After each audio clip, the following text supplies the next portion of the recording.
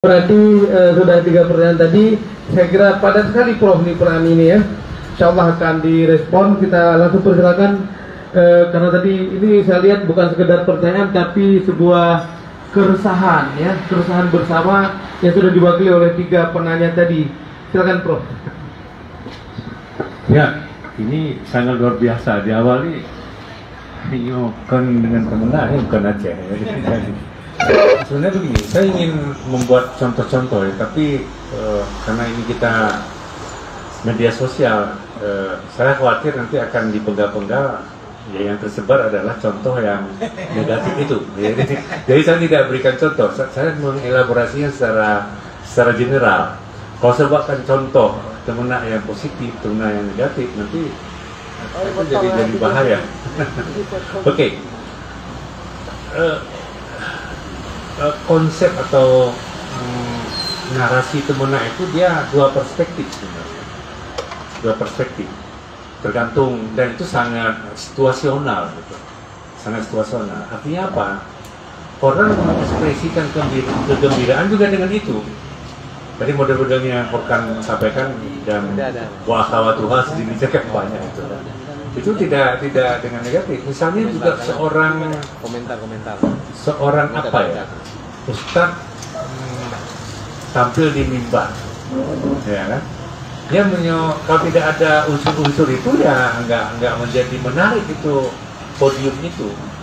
Malahan bergegar podium itu karena ya komunikasi itu sebuah ekspresi. Malahan audiens kalau hanya datar-datar itu ya kurang peminatnya.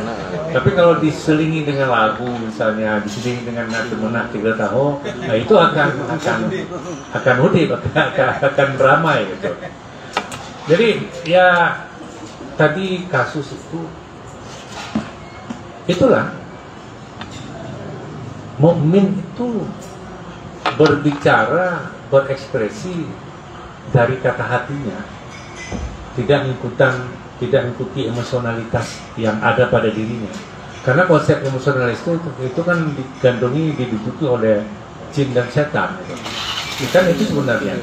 Nah misalnya kalau gentle ada persoalan, kenapa harus dibeberkan ke publik? Itu masalahnya. Katakanlah ini penipu nih, ini apa? Kenapa kita harus beberkan ke publik? Misalnya.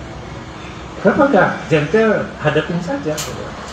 Misalnya tadi kan kasus pembeli ada apa, penjual ya, ini menipu apa. Tapi kalau misalnya warning, ya ini menurut pikiran saya sebagai warning, peringatan kepada orang lain bahwa ada modus jual beli kita ini sifatnya penipuan, cenderungnya prakteknya adalah ini itu saya kira sebuah amar ma'ruf juga. Pertama, mengingatkan orang lain tidak terjerumus di sana. Yang kedua, mengingatkan orang lain bahwa itu tidak baik gitu. Tapi kalau kita kita infokan, menunjukkan orang yang langsung, itu kan sudah riba. Sudah pada tahap riba dia itu. Sudah fitnah dia itu. Kalau memang laporkan jangan ke publik, kepada penegak hukum. Kan begitu sebenarnya. Kepada penegak hukum biar diselesaikan secara syar'i gitu, secara hukum. Tapi kalau kita beberkan ke mana-mana, jangan-jangan misalnya seseorang itu menipu, menjalin, bisa jadi karena keadaan dia. Yang seharusnya kita bisa membantu dia membalikkan keadaannya. Tapi dia tidak menerima. Ini kan pendekatan yang sangat sofistik dan filosofik saya pikir. Nggak bisa dengan logika dan emosional aja. Jadi ini kembang. Nah, tapi ini kan yang masif sekarang kan tidak seperti itu. Yang masif sekarang adalah tampil ke permukaan, bagaimana supaya orang pertama dirinya bisa terkenal barangkali, kemudian orang yang menjadi subjeknya itu bisa menjadi hina, bisa menjadi jatuh, atau bisa menjadi apa gitu, yang sejenisnya. Ya benar, kalau misalnya merujuk kepada data statistik ini sebenarnya sangat heboh. Tapi kenapa tidak kebalikannya dimanfaatkan? Malahan seseorang misalnya ingin mendalami pikiran-pikiran Syekh Sya'rawi misalnya, langsung ke kitabnya itu repot. Tapi kalau dia buka TikTok Sya'rawi misalnya, ya kan, itu keluar itu tafsir-tafsirnya, pendekatannya khusus. Jadi tidak semua aplikasi ini digunakan dengan konten-konten negatif. Jadi ini dia ada nilai, itu kan dua sisi dua sisi mata uang ya. Ada sisi negatif, ada sisi positif. Tergantung usernya. Masalahnya adalah kecenderungan manusia ini adalah suka kepada hal-hal yang negatif itu. Tadi kan sangat detail ya, itu sih 15 detik itu kan yang negatif. Itu kan membuat kita penasaran. Ditonton lagi sehingga berduyun ya. Sampai-sampai kan ambil kacamata 2 lapis gimana gitu misalnya. Itu kan membuat penasaran. Tanpa sadar kita sudah tersedot dengan harus mengikuti, membuka itu misalnya. Jadi saya pikir itu ya betul memang orang kan aktualisasi diri ya. Saya pikir ada patah arah, saya nggak ingat itu Bapak Zulkifli, tapi artinya begini ya. Kalau anda populer ya kencengi itu Ka'bah. Jadi itu kan sindiran itu sebenarnya, bukan harus dilakukan. Apakah anda mau gadaikan karakteristik anda selama ini untuk sebuah popularitas atau sebuah aktualisasi diri? Kalau merujuk kepada dasar makna tik dan tok dalam lisanul Arab, ya itu tadi memang orang dungu. Tapi kan kebanyakan ekspresi itu kan ekspresi mempertontonkan itu kan kedunguannya, kebobrokannya. Tetapi hari ini saya pikir banyak juga yang digunakan dalam konten-konten positif. Misalnya ada sambutan kepala negara yang bagus, diambil, dikrap, dimasukkan ke TikTok. Nah ini juga menjadi konten-konten positif saya pikir. Tapi masalahnya kenapa yang temenak-temenak tadi? Tapi juga kan multi perspektif secara kultural. Tadi Furkan telah mengingatkan, bukan Edi Fadil juga saya tidak lihat barangkali dia mengorekkan bahwa multi perspektif mana temenak itu, ekspresi itu muncul karena apa begitu. Bisa jadi seorang anak karena memang kabadu ya kan, karena diapakan oleh orang tuanya, akhirnya dia bangkit sadar gitu, itu jadi lebih baik. Jadi ini kan sangat cuman yang beredar yang terkini itu kan sudah lain, itu sudah memprovokasi, membuat onar ya, membuat keresahan, menyinggung perasaan orang lain, membuat orang terhina, itu kan sudah ranah yang sangat negatif. Itu yang perlu kita apakan.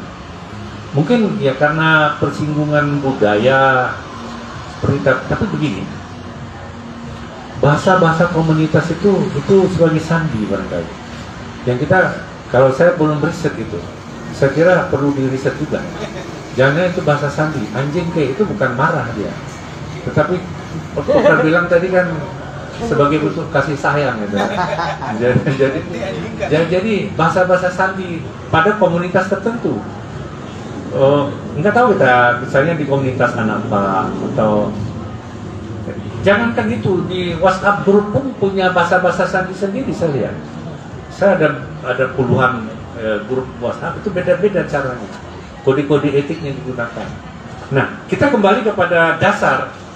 Kalau kita tidak kembali kepada dasar prinsip-prinsip yang digariskan oleh keislaman, yang dibentuk oleh maqasidus syariah, berarti kita sudah terjerumus kepada hal-hal yang negatif. Saya kira itu aja ukurannya. Jadi jangan sampai kenapa ekspresi itu kok kesannya kan kasar, kalau itu kan anjing itu babi, tapi bagi komunitas itu tidak. Itu memang sebuah kode, sebuah etika, bahwa itu sebuah emosionalitas atau sebuah kedekatan seperti yang Furkan sampaikan. Solusinya hanya satu. Saya pikir kejahatan dan kemungkaran itu kan bila dibanding dengan kebaikan kan kalah kejahatan itu. Jangan dekatin aja konten-konten negatif itu, bisa nggak? Nah, ini. Jadi artinya edukasi juga.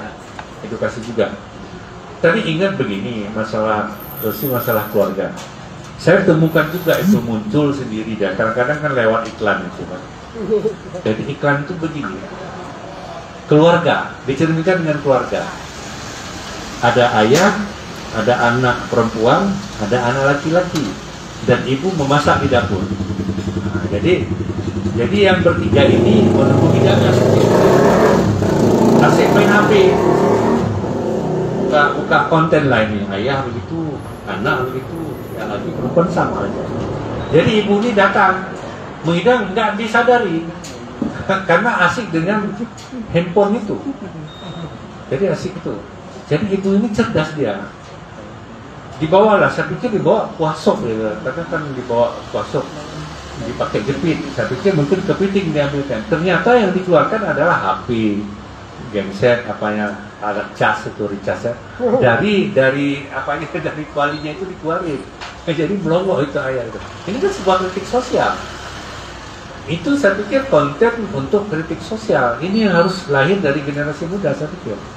Bukan memprovokasi orang, mencemoohkan orang, menjalimi orang, merendahkan diri orang, tapi ada warning-warning, ada amar ma'ruf nahi mungkar. Bisa nggak itu digunakan misalnya? Jadi itu. Jadi ada juga ulama guru kita menyatakan karena masalah dengan media sosial, karena memang generasi sudah di situ. Jadi kalau kita hanya ceramah aja di Menasa, ceramah aja di masjid, orangnya hanya 10 orang, ya. Hanya itu aja. Kita nggak mau gunakan nih, haram menggunakan aplikasi misalnya. Sementara manusia-manusia di aplikasi itu. Jadi makanya dua sisi mata uang, saya pikir ya harus konten-konten positif. Ini apalagi ini akan dunia panas ini sebentar lagi kan, menjelang pemilihan umum dan pilkada dan pilpres misalnya. Ini kan akan muncul konten-konten yang saling serang menyerang. Kenapa nggak digunakan?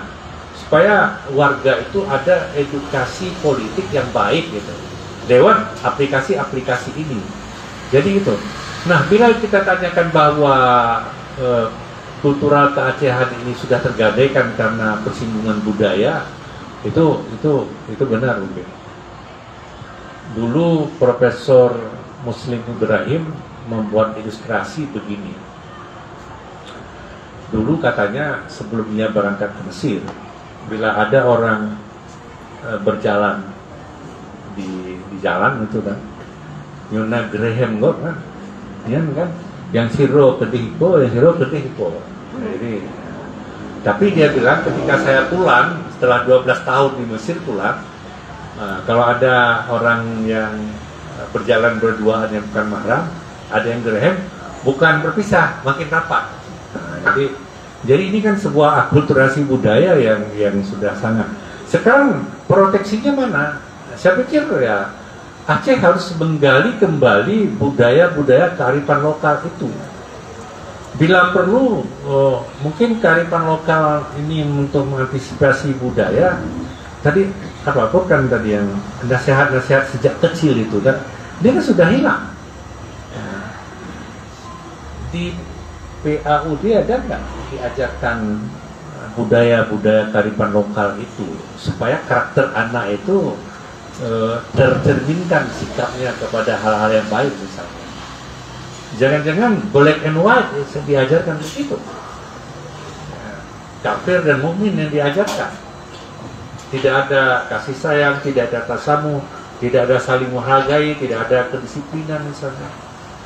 Bicara yang lembut, bicara yang kasar. Anak yang patuh kepada orang tuanya, jangankan mulut ibu bapaknya keluar, dengan sorotan mata ibu bapaknya dia sudah paham. Itu kecil kepatuhan anak diajarkan dalam sebuah lingkungan keluarga misalnya. Tetapi ada nggak itu? Bukan harus kena alih-alih roti baru mumpung. Jadi ini kan persoalan-persoalan yang akan muncul di tengah-tengah kehidupan kita. Saya kira itu mungkin feedback dari saya, tentu ya tidak puas lah, tapi kita sangat sesalkan ya fenomena terkini bahwa kenapa aplikasi IT modern itu kok kita kecenderungannya kepada negatif. Ini ada terjadi dehumanisasi atau despiritualisasi generasi terkini, pengabaian nilai-nilai kemanusiaan ataupun penghilangan nilai-nilai spiritual generasi hari ini karena digiring kepada konten-konten negatif. Jadi saya pikir ya semuanya amar ma'ruf nahi mungkar itu harus berjalan, mulai daripada power, mulai daripada lisan, literasi misalnya kan, memperbanyak literasi. Saya pikir seperti kita berada di sebuah kawasan industri, ya kan? Kan ada gambar tengkorak, jadi kalau dekat ini berbahaya, ya kan? Ya? Kenapa nggak diperbanyak literasi sebagai warning gitu kan? Anda berada di kawasan ini, bicara tidak sopan, akan dituntut apa misalnya? Siapa yang memikirkan ini misalnya? Itu kan sebuah edukasi. Kenapa nggak juga bahwa ada literasi di TikTok itu sendiri bahwa konten-konten ini ada seperti ini, walaupun itu ditertawakan, tapi ini kan dalam bentuk aplikasi itu kan tidak menyaring ya. Oh ini nasihat-nasihat mulu, ini tidak diupload, itu kan tidak juga. Tergantung kita bagaimana diimbangi itu. Gitu. Saya kira itu ya, tanggung jawab kita. Kemudian bagaimana solusi positifnya adalah kita harus meninggalkan hal-hal yang negatif itu lebih banyak kepada hal-hal yang positif. Saya kira seperti itu. Husnudzon itu lebih aula timbang suudzon ya. Jadi kita ambil aja yang positif-positif aja. Bagi diri seorang ketika terbuka mata hatinya melihat mentari pagi dibangun dengan pikiran-pikiran positif, itu dia akan lebih supres hidupnya ketimbang ketika kita bangun pagi sudah dijali dengan pikiran-pikiran negatif. Kita akan disibukkan dengan negatif-negatif itu. Belum tentu yang kita negatif pikirkan itu adalah benar. Kita sendiri yang menggerogoti jiwa kita. Dalam ilmu jiwa ada 7 bahas seperti itu. Oke, saya kira demikian, bisa kembalikan. Ya, luar biasa, jawaban yang sangat bergizi sekali. Saya kira mungkin bisa kita simpulkan Bang Furqan tadi, berarti kita harus perbanyak konten-konten yang positif ya, melawan yang negatif itu ya. Kalau tadi dari bahasa-bahasa teman itu menunjukkan sesuatu yang tidak bagus, sama dengan seperti yang sudah berlangsung di daerah Bang Furqan, mungkin sekarang itu yang harus banyak kita angkat ya, sehingga orang bisa mendapatkan informasi yang positif juga. Baik teman-teman semuanya, sebelum kita tutup ada pertanyaan dari orang tua kita yang juga anggota Majelis Adat Aceh, Cemedi, kolektor manuskrip kuno Aceh. Silakan bantu sebentar disiarkan. Kepada Cemedi kita persilakan dengan segala hormat. Ada juga Pak Nurdin Syah disampaikan. Pak Nurdin ada pertanyaan? Oke, baik, silakan.